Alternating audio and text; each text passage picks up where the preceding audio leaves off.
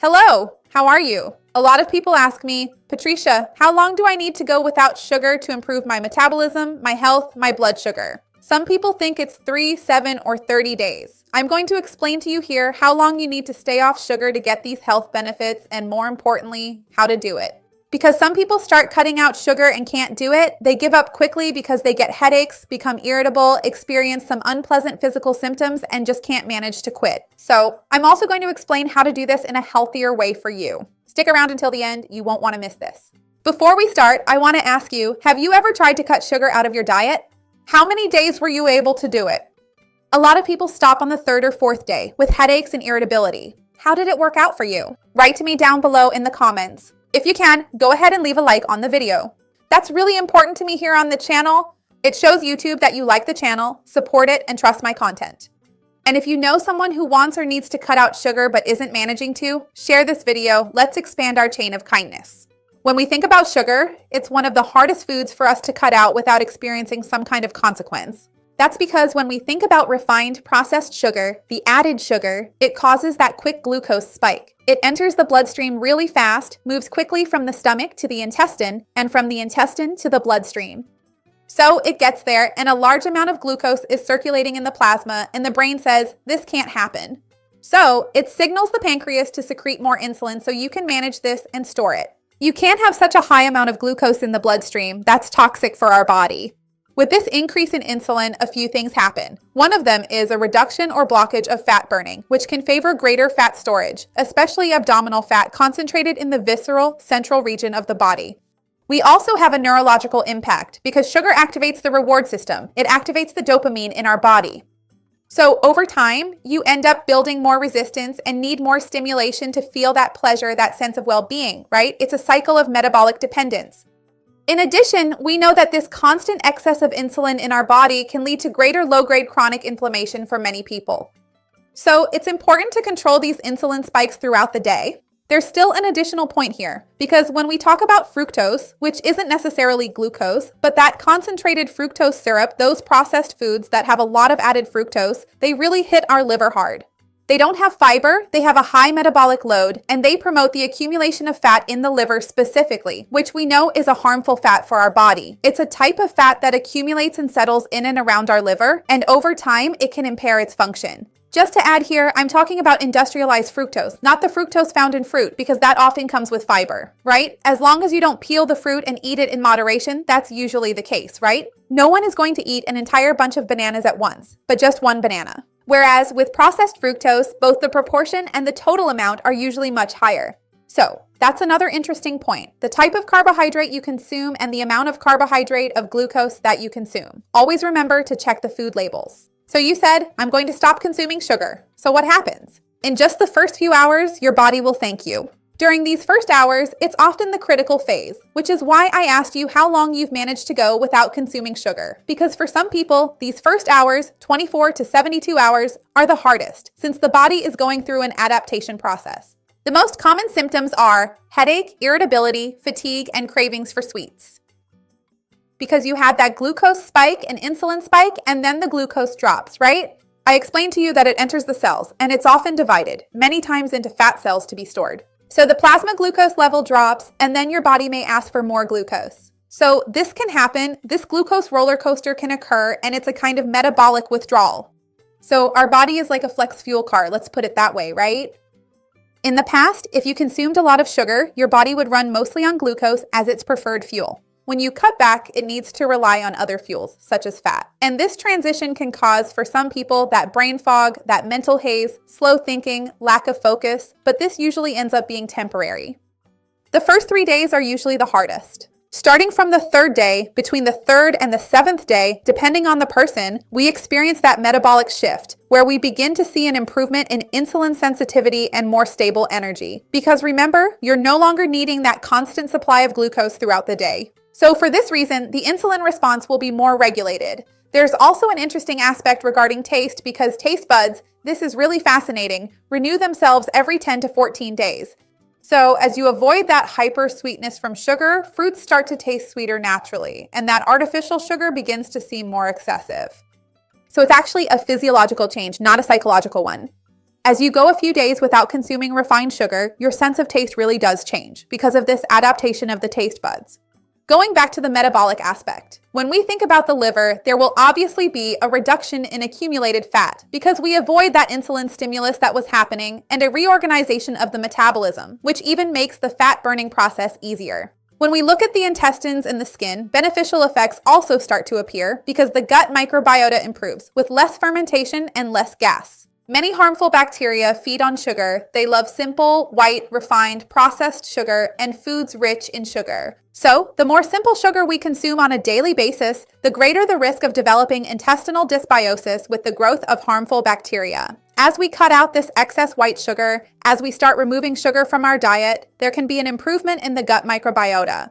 And this can also readjust. It can actually be reflected in the skin. Less acne, less oiliness due to the reduction of low-grade chronic inflammation, which I mentioned earlier, and because of the decrease in insulin spikes. So if you are someone who struggles with pimples, blackheads, or very oily skin, cutting out sugar usually has a very positive effect on your skin. After 7 to 14 days, you will notice an improvement in inflammation and probably in body swelling. This is when the effects start to become more visible, to the naked eye, so to speak. You might also experience less food cravings and feel fuller. But what really stands out is the reduction in water retention, because each gram of glycogen can store 3 to 4 grams of water. So when we reduce sugar, we decrease the amount of stored glycogen and eliminate more water, which is why many people lose swelling quickly. So, this is very interesting. If you're someone who wants to reduce body volume, not just weight, cutting out sugar really helps to decrease this excess glycogen and water that's accumulated and stored in our bodies. There's also a very interesting point regarding cardiovascular health, which is blood pressure, because high insulin increases sodium reabsorption in the kidneys. So when we have less sugar, there's more sodium elimination, and with that, an improvement in blood pressure. In addition to eliminating more water, right, as I mentioned before. So all of this helps to further balance blood pressure in a complementary way. There's another very interesting point for health as well, which is related to glycation. Sugar promotes the glycation of proteins. We already know this, including collagen. So when you reduce the consumption of simple, refined sugars, you may help decrease premature aging and slow down the loss of skin elasticity over time. I even have a video here on the channel talking about how sugar is bad for your skin, how it destroys collagen, and how it's one of the foods that most worsens the health, elasticity, and glow of your skin. So if you want more details, I'll leave that video here below in the description for you. And there's still a very interesting point that many people don't know about regarding sleep, because sugar can cause glycemic spikes during the night. This can lead to an increase in cortisol. Your body will notice that your glucose is higher than it should be. You won't enter deep sleep. It will wake you up to go to the bathroom and your sleep will get worse. So usually when you reduce your intake of sugar in your daily life, simple, white, refined sugar, you can actually see an improvement in your sleep. This is a very interesting point that people sometimes don't make the connection with, but if you've already tried this and noticed that your sleep has improved, everything is already going really well. Now, after 3 or 4 weeks, the transformation becomes more established and more real, right? We experience a consistent, steady improvement in insulin levels, and there can be greater fat burning, right? Because you have less anabolic signaling, which insulin gives us, and there may also be a reduction in abdominal fat. I need to make a side note here since I keep saying can, because it depends on the rest of your diet, and this is a very important point. Some people say, I'm going to stop eating sugar, but I keep eating white bread, white flour, white pasta. And that doesn't work because they act like glucose quickly. Any food that is basically pure starch, simple carbohydrates, with a high glycemic index, turns into glucose, turns into sugar. And in your intestine, your body doesn't know the difference between the sugar you put in your coffee and the sugar that was in white flour, which you used to make a pancake for breakfast, for example.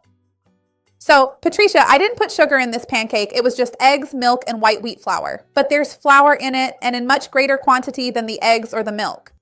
So it can cause a glucose spike depending on the toppings you add as well, right? If you add honey, which is healthy, but also has a lot of glucose, all of this needs to be taken into consideration. So, the type of carbohydrate you consume can prevent you from getting the benefits. Some people say, but I stopped consuming sugar, yet I didn't see those benefits for my skin. I didn't see those benefits for weight loss either. And that's because of foods that behave like sugar, even though they're not simple sugars that you keep consuming. So this is a very important tip. Usually, after these 3 to 4 weeks, many people also notice an improvement in brain function, a higher level of mental clarity. That brain fog I mentioned earlier disappears, and people even report more focus and productivity.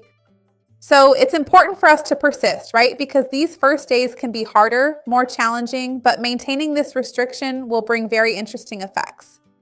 So let's talk about strategies to make this work in the medium and long term. Besides cutting out sugar, it's important that you also reduce refined flour and those high glycemic index foods, as I mentioned, because they produce the same glycemic effect as sugar, and your body might interpret it as if you're still consuming white sugar. So that's an important point. In addition, it's worth pairing any source of carbohydrate you consume, even if it's already a whole grain, with a low glycemic index, with more protein, more healthy fats, and more fiber to slow down the absorption of that carbohydrate and once again prevent spikes in glucose and insulin. And it's also very important to manage this emotional response because many people end up associating sweets with pleasure, comfort, or even a form of emotional reward in their daily routine. So if you can condition yourself to stop seeking food for emotional reasons, that can also help you. Try to replace it with something else because sometimes instead of removing a habit, adding or substituting it with another habit might be more beneficial for you. So I'm feeling sadder, I'm more tired, I deserve a little treat, I deserve some chocolate. Why not replace that with watching a good movie, something that distracts you and makes you laugh? Trying to change this habit can really help you persevere in this regard. Also remember that making recipes at home and knowing how to make the right combinations will help you persevere in this regard. For example, I want to eat a cake, Patricia. I'm craving some cake. I have several healthy cake recipes here, sugar-free and with a low glycemic impact. Or what I really wanted was a chocolate bar. I have a recipe here for milk chocolate and white chocolate, and they use just 2 or 3 ingredients, higher in protein, healthier, with no added sugar. So it's really worth trying to make some things at home without spending too much time or effort because nobody has time for that and nothing too expensive either, since that's important nowadays. So you can make these changes in a sustainable way over the medium and long term. So depending on the benefits you're looking for, you can see results in just a few days, but obviously the longer you can go without sugar, the better it will be for your health. Tell me, have you completely stopped consuming sugar? Or at least, do you avoid it during the week and save it for special occasions? How is this working in your routine? Write to me down below in the comments. I'd love to see your comment. Go ahead and like the video. That really helps me a lot, and share it with anyone who would enjoy it or who needs it. Let's expand this chain of kindness. This is what I want here on the channel. See you next time. Bye.